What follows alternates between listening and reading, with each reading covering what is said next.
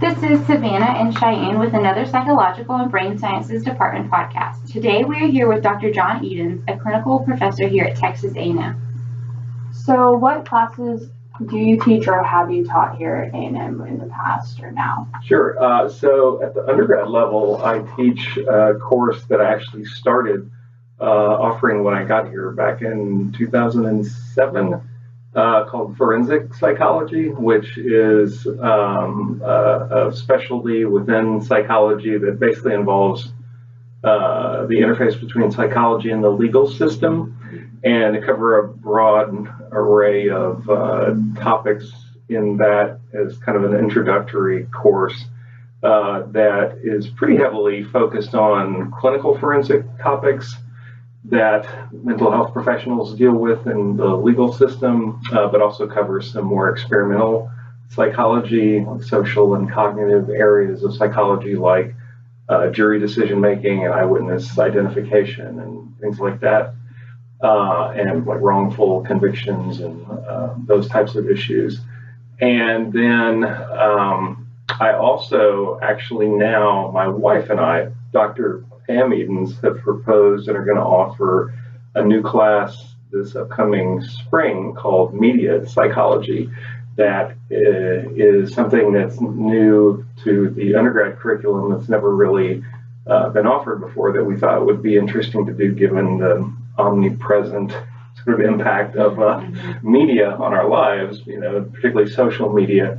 So that's going to be really interesting. We're co-teaching it, and I'm essentially covering half of the class, and then the other Dr. Edens is covering the other half of the class, and we're going to kind of play to our strengths. I know a lot about sort of media issues and legal questions and psychopathology and mental health issues, and then my wife's very interested in gender issues, and she teaches the psychology of women and human sexuality, and so she's going to cover media influences on some of those types of topics.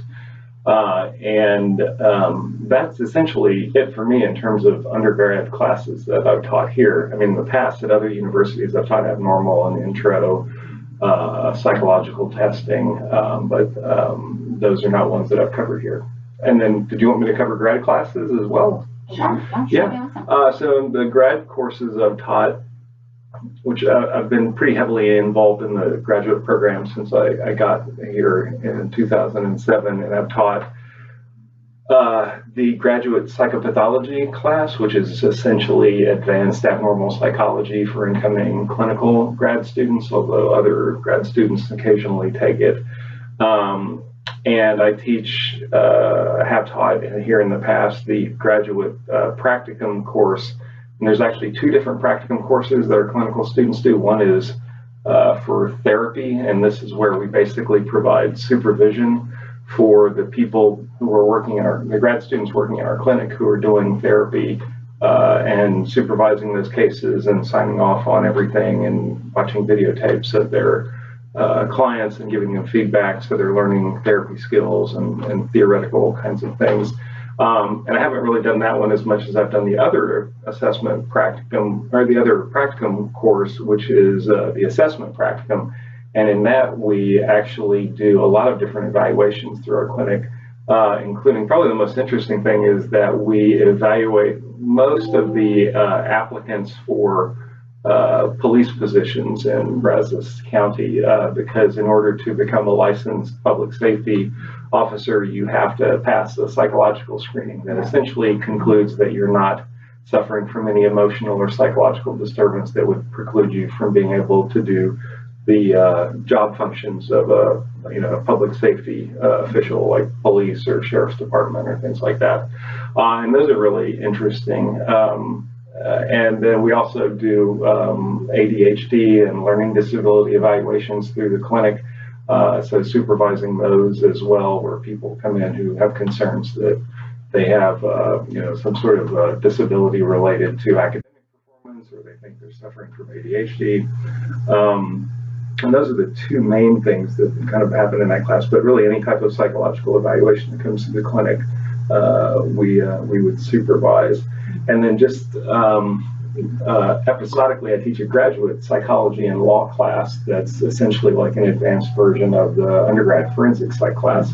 And that's really intended just for the clinical doctoral students that covers things much more that they might concretely be doing actually as a forensic clinical psychologist. So they learn about, for example, what the law says about people being competent to stand trial and how they might evaluate that and provide input to the courts for that, insanity evaluations, violence risk assessments. So a lot of more hands-on types of practical experiences, as well as more in-depth coverage of kind of legal issues that kind of constrain and control what you're sort of allowed to do in those types of evaluations. So that's a real interesting course that's an elective in our program that students don't have to take, but a lot of people are kind of interested in it. So it's had a pretty good rate of participation so far. I think that's it in terms of the coursework. That's awesome. That's all really interesting stuff. Most definitely. So how would you describe your teaching style in all these classes? And would you mind telling us if it changes kind of depending on the class or if it kind of stays the same?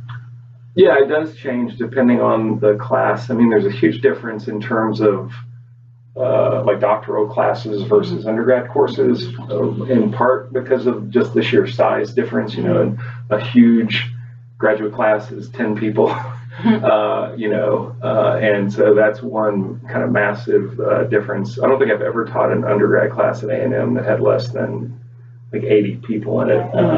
So, that just constrains kind of how you're able to approach things. So the undergrad classes are much more sort of lecture focused. I do try to involve a lot of like active learning types of things that people can get involved in. So like in the forensic psychology undergrad class, have people participate in some mock trials where they provide information regarding what they think should happen in a case.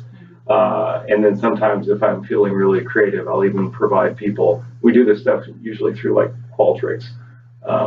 And so we get survey data back and we can actually look at it. Sometimes I'll give them differing like case scenarios and then present to them how, if there was different responding across like the two different types of information that were presented at trial, just to give them an example of one kind of playing the role of a mock juror, actually a mock juror. They're not really, even a mock juror participating in an actual study, but also to give them a sense about how people try to conduct research in this area in relation to, there's like, for example, mock jury studies are one of the things in the legal system where people are a little up in the air about, well, what do the results of those things mean? So if you, like, for example, conduct a mock capital murder trial and you ask people at the end whether they think somebody should be put on death row or not, obviously that's not really happening. So the generalizability of results from things like mock jury studies are an interesting area to think about in terms of,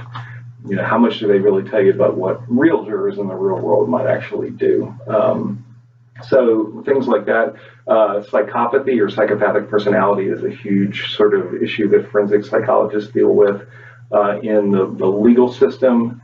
And so I cover a lot of stuff related to that in the undergrad and the graduate class, and actually have undergrads go through and rate various potentially psychopathic traits in terms of how prototypical that they think that those characteristics are of just whoever they think of as a psychopath, or what they think a psychopath is, and then collect all that information through Qualtrics and then present them sort of the aggregate data for the class, and then compare that to actual experts in the field and their ratings of those types of traits, so they can get a sense of how their own prototype of what a psychopath is matches up with what experts kind of think a psychopath is. So it's hard to do too much really interactive stuff with huge classes, but doing survey things like that can facilitate those types of things quite a bit. With the grad classes, it's much more back and forth. I really try to avoid, to some extent, lecturing in grad classes, and because my attitude is it should be more of like a guided discussion of readings. Like I never use books in graduate classes. It's always sort of try to make cutting edge research findings that people need to know about in a particular area. Like so in the psychopathology class, even a brand new psychopathology textbook that just came out this year is probably a couple of years behind in terms of current research findings. So a lot of times it's better to go to actual journal articles. So in many ways, grad classes are a lot more work in the sense that you're constantly sort of updating the materials and reading new stuff and trying to keep people, sort of up to speed on what's happening in the field. And that certainly happens in undergrad classes too, but it's not quite so extreme. I don't actually use an undergrad textbook in the forensic class either. Not so much because of trying to keep everything super current, but as much as I just don't think any of the ones that are out there are all that great. Mm-hmm. So I just have a whole bunch of book chapters and different readings that I assign people that, so try to save them a little money too, because the books are crazy expensive. The media psych class, we're not using a textbook just because there's really not a good one out there that kind of covers this stuff. So maybe someday we'll actually, my wife and I will write a media psych book, but not this year. So what is your philosophy of teaching while you are teaching? Yeah, that's interesting. That's actually sort of when you go up for tenure in academia, that's one of the things you have to present as part of your, and usually actually when you're just trying to get a job in academia, you're supposed to provide a teaching statement and have those things. So I'm trying to think of what I actually wrote in those years ago when I was trying to get jobs and when I was going up for tenure long ago and that sort of thing. And it's not something I think about on a routine basis. Part of it is, again, it depends on the class, but whether it's graduate or undergraduate. But part of my philosophy, I guess, is related to trying to cover core content of things that somebody ought to get in whatever class that it is to a reasonable degree. And a lot of fields are so diverse that it's hard to do that, especially if you're not using a textbook that sort of lays out, well, this is what the field is, So, for example, this media psychology class that we're going to teach in the spring is, I do kind of wonder, I mean, we've looked at syllabi from other universities that have a similar kind of class, but that's much more of a wide open area in terms of what you would even want to cover. And so we're kind of focused on things that we think are, germane or relevant to that, but also somewhat focused on just what our pet interests are and the things that we know stuff about, But yeah, to go back to the philosophy question, part of it is just making sure you sort of cover what would be expected of the content domain of any given class.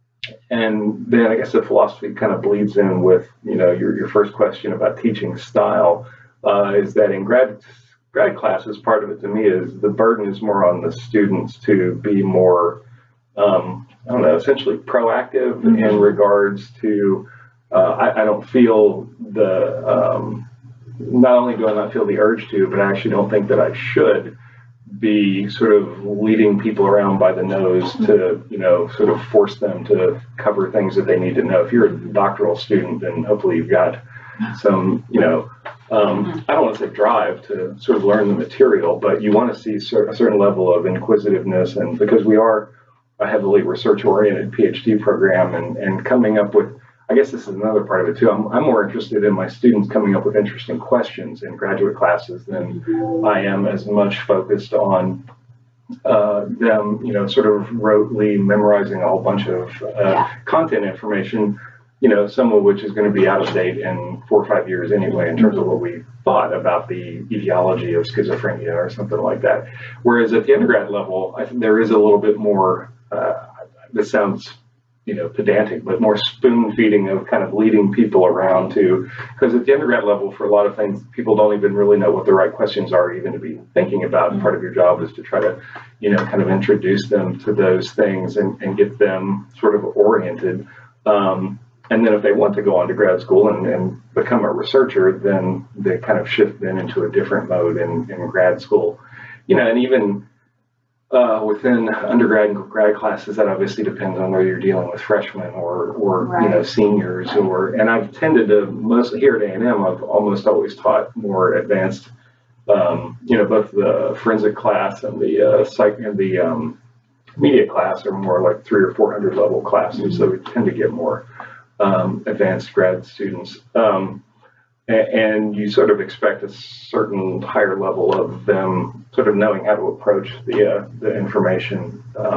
But yeah, I mean, the philosophy of it is, I used to say when I first started teaching, I actually started teaching way back in, goodness, 1990. I taught intro psych at Marshall University. And my philosophy at that point was just get through all the material you're supposed to cover. And I hope my philosophy has gotten more elaborate than that, but I'm not sure sometimes if it really is. So you've talked a little bit about it, but would you mind going into more detail about your previous teaching experiences and how that kind of differs here?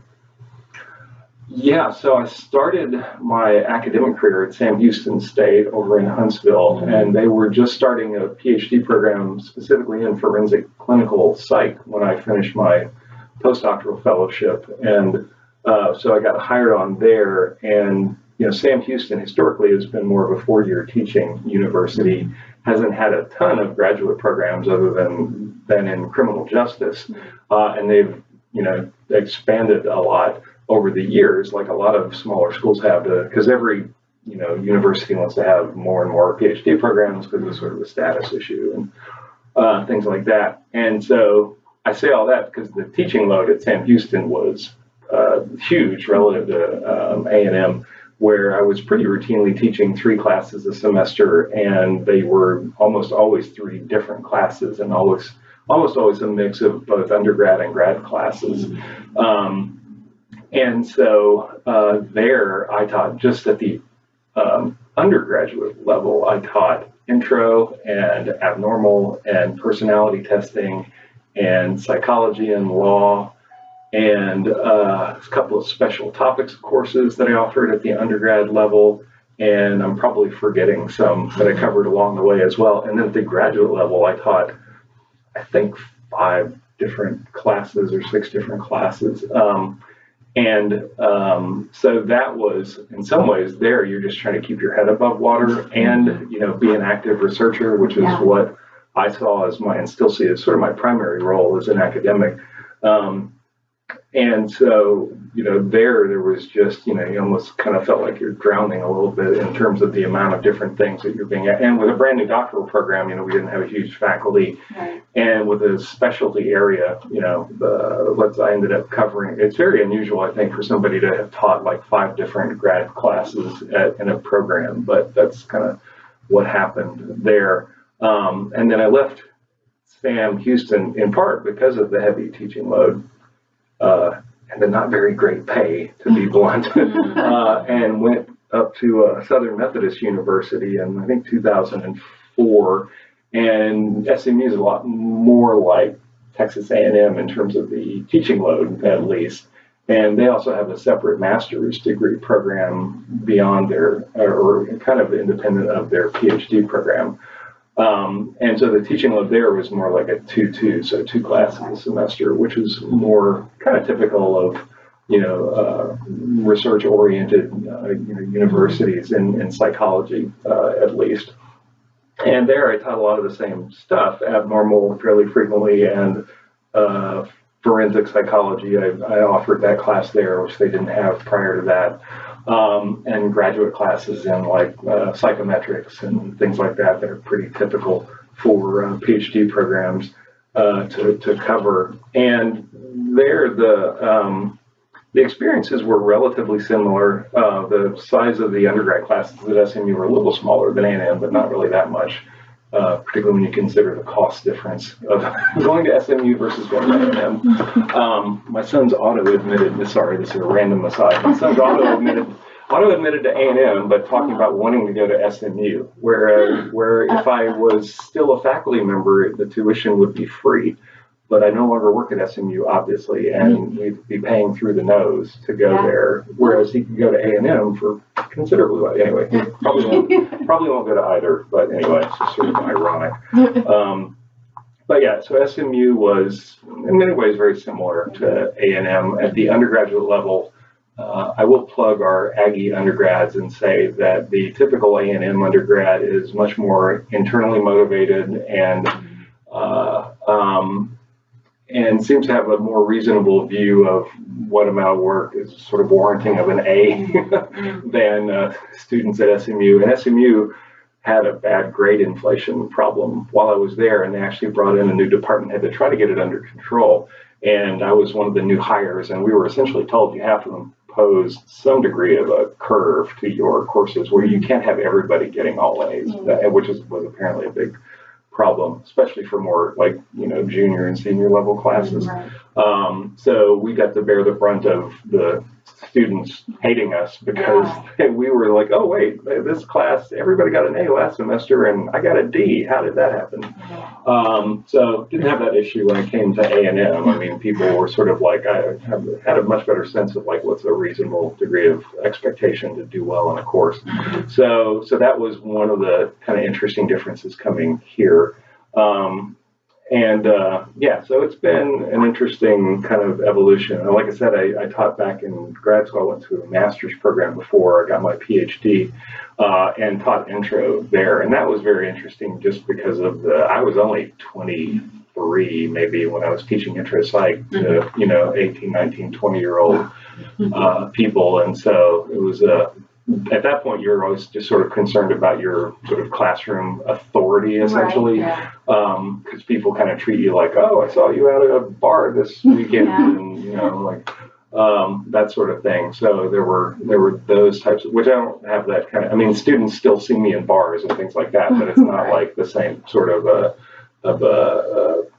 issue in relation to I haven't had classroom management problems related to anything like that in what feels like 100 years. So there's some good things about getting old, basically. So if you could teach any course you wanted, what would it be and why? Yeah, I mean, that's really interesting. I mean, at some level, this media psychology class is something that is an issue I've gotten increasingly interested in just because of my own involvement in like social media issues. And my wife's interest in those topics and having 2 teenage children who are very media involved and media savvy, and seeing the changes in our society from when I grew up, basically was an adolescent in the late 70s, early 1980s, and just seeing how different, the world is and how much it really impacts so many different aspects of our lives. And obviously human psychology is the study of human behavior, the most basic level, and media kind of cuts into everything. I still remember, the concerns, kids are watching that Miami Vice on TV and that's going to be like really damaging or something like that, or, and I guess I was a child of the first wave of, video games, really. I mean, I literally had a console where we played Pong growing up. Nobody was really worried about the negative effects of Pong too much, although there were concerns even about just the sheer amount of time that are there Pong addicts out there, and it's interesting to see some of those same concerns discussed now in society about like violent video games, and does that lead to more aggression, and is it psychologically damaging for people? So that class is really something that's fascinating to me, and I've always wanted to do a class with my wife because we've never really co-taught anything, and so that'll be a new experience. I've never really co-taught a class with anybody, so that's going to be an interesting kind of experience to go through. So content-wise, that's probably right now, at least, the most the class I really do kind of want to teach the most. 2 years from now, it might be something else. But for now, that's really, I think, something I'm most excited about doing. Awesome. Can you tell us a little bit about your research interests, and if, has that changed over the years, and like you found different avenues that you're more interested in now?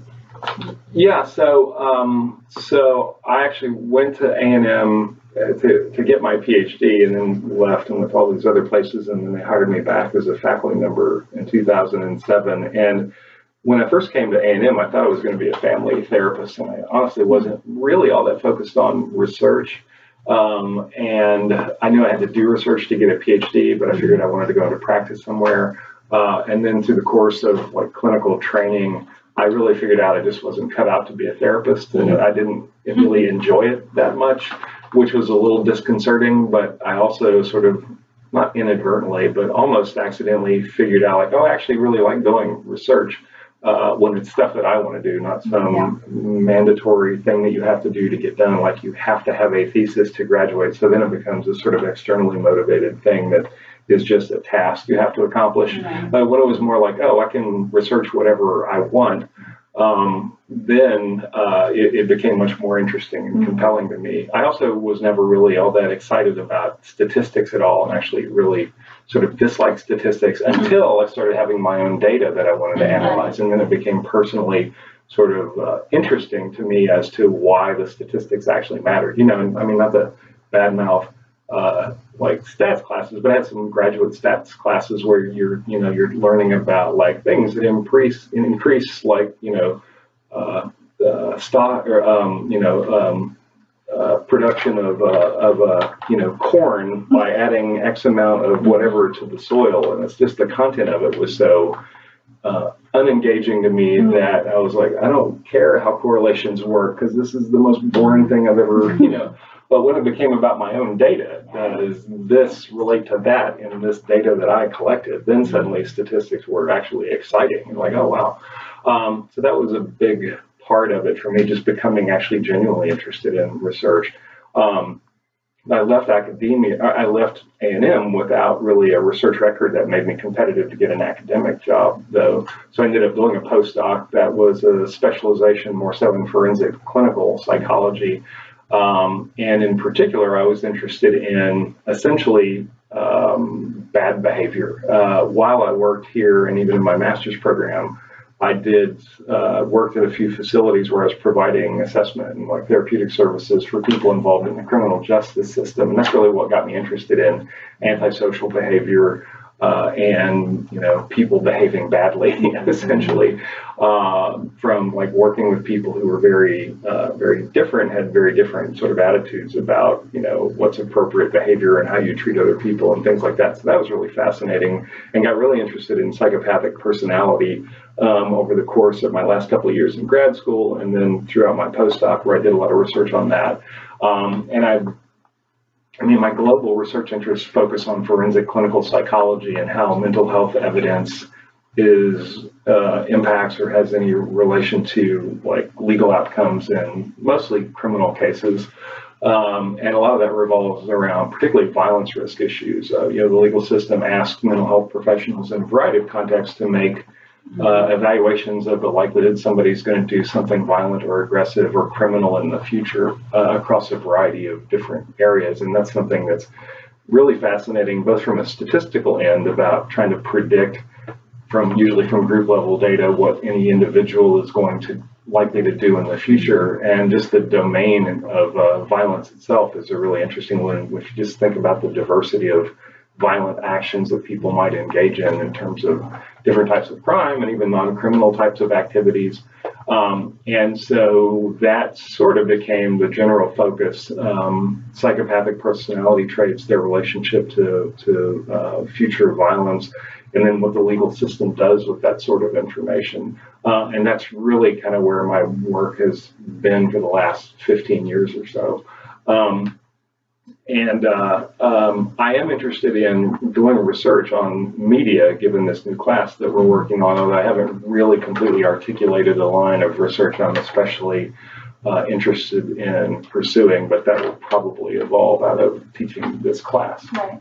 That'll be really interesting too, especially with all the media stuff that's been happening just lately. So how has your research influenced your teaching, like specifically in the undergraduate level?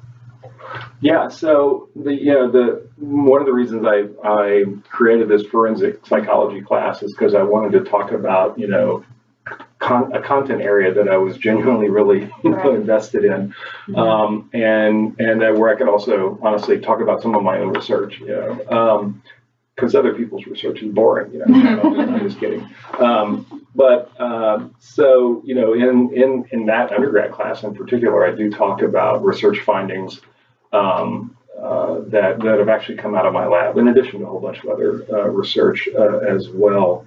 And some of the class demonstrations that I do in that class actually evolved out of the research that I've done. So the mock jury stuff, is actually an example of some work we've actually done in studies that have been published. So I can also describe to the students not only kind of how they responded to this and what was being manipulated, but tell them about the results of the actual study that was published related to that. So like this prototypicality ratings that undergrads do in relation to like what they think are prototypical psychopathic traits.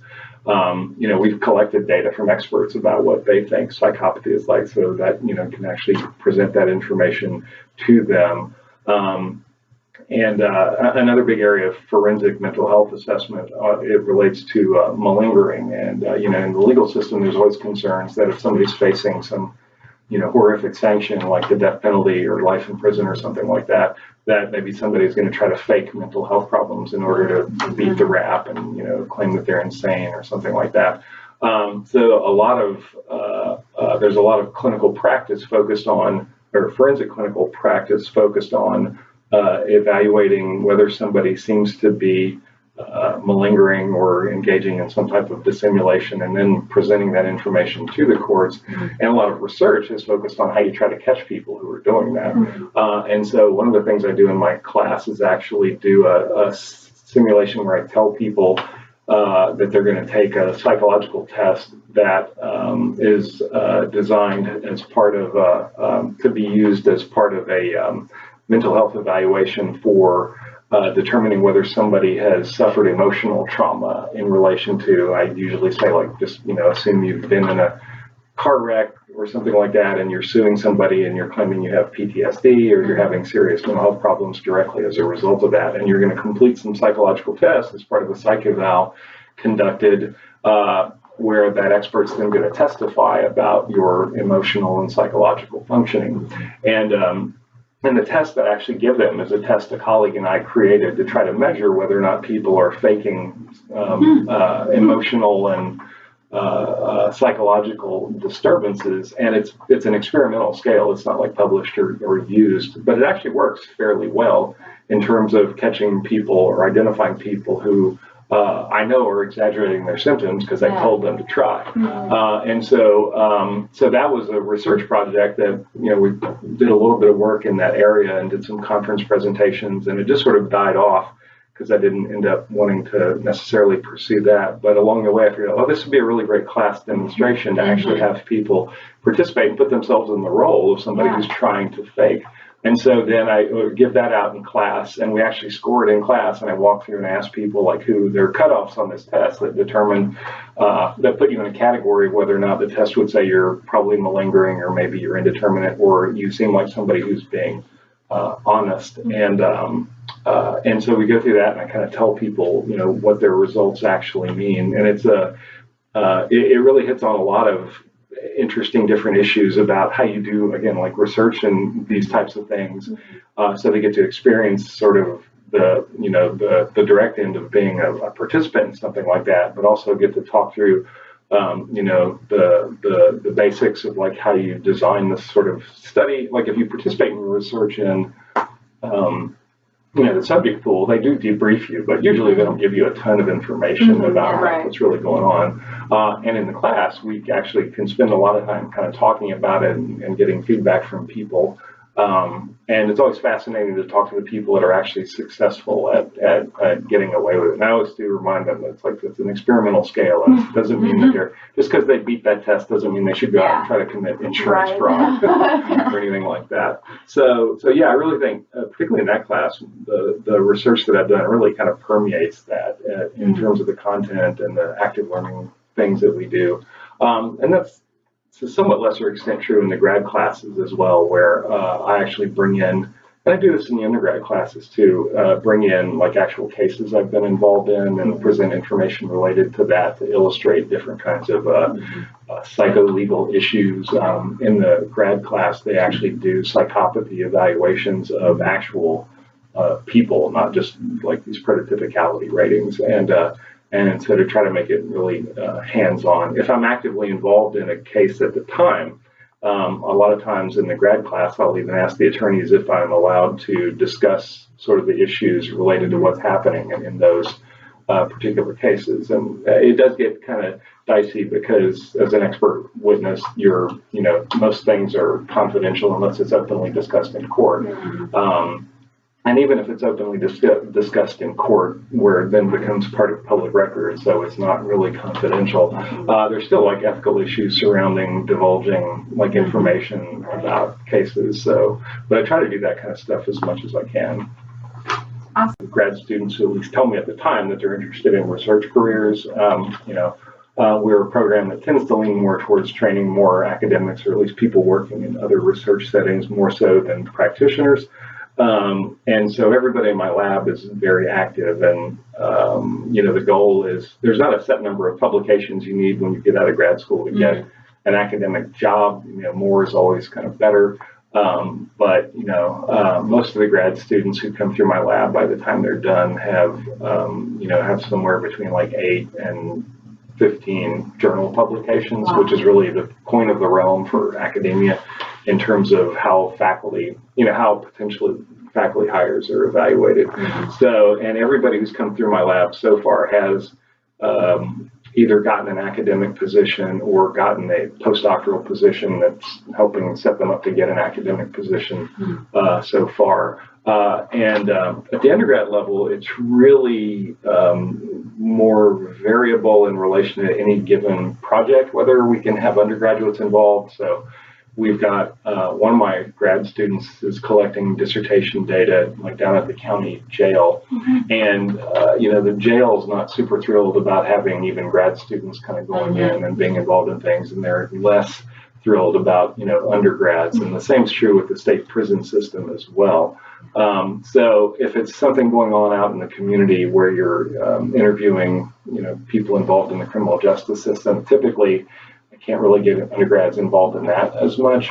If we're doing survey research through the subject pool, then that's a different story where people can help out with those types of projects. The sort of flip side of those is that, though, particularly for grad students, if they're collecting data through the subject pool and it's like a survey where it's Qualtrics, there's actually not a huge role oftentimes for undergrads because, in the olden days when we were literally collecting data through paper and pencil formats, again, going back to the 1980s and the Pong days, there was the just grunt work of getting information, into a computer database. I'm not so old that we actually ever used punch cards. But just, filling out surveys, before there was an internet, you had people, so there were a lot of times undergrads were involved in the, to be blunt about it, the grunt work of just getting all of your information into a computer system so you can actually analyze it. And now with Qualtrics, that takes less than a second to get the output of everything that you've collected. So, to get kind of more involved in some of those sorts of things, there's not those sorts of roles, but it really depends on the project. And if you're doing studies that involve, recruiting people in individually for a project, then there's usually opportunities for undergrads to help out with that. So just kind of 2 quick examples. I had one student do a master's thesis where she was collecting eye tracking data and getting a self-report measure of psychopathic traits. And there's a lot of interesting work looking at whether or not people that are psychopathic respond differently to emotionally evocative stimuli, like people looking surprised or scared or happy or sad. And that obviously you can't do through Qualtrics, although someday they probably will have it so involved that you can just do it on your phone. But and so that involved bringing in individual people and having them, get set up for the eye tracking thing where you have to do like practice runs and make sure the software is actually tracking the pupils and all that kind of stuff. And there were a lot of opportunities for undergraduates to be involved with that. One of my other students is doing some work measuring more psychophysiological correlates, potential correlates of psychopathy, where they're collecting, they're putting electrodes on people's heads and measuring brain waves and stuff like that. And that's obviously much more involved. And he's doing that actually with Dr. Anne-Marie McNamara through her lab. where that's very involved, and I know a lot of undergrads are helping out with that. And then one of my other grad students did another study looking at self and other perceptions of psychopathy by bringing in people to the lab to fill out questionnaires, but also to drag their roommate in and have them fill out questionnaires both about themselves, their own, self-reported psychopathic traits, and how, you don't tell them it's psychopathy, but fill out this personality questionnaire about how you view your roommate. And there's been very few studies like looking at that, and that was very involved actually, and took a lot of work. Actually, one of the undergrads who worked on that is now a grad student in my lab right now. So there are definitely opportunities like that, but it really just kind of depends on the specific studies that are going on at any given point in time. Right. Well, thank you so much for meeting with us today, Dr. Edens, and we will be back soon with another interesting insight into the faculty of the Psychological and Brain Sciences Department.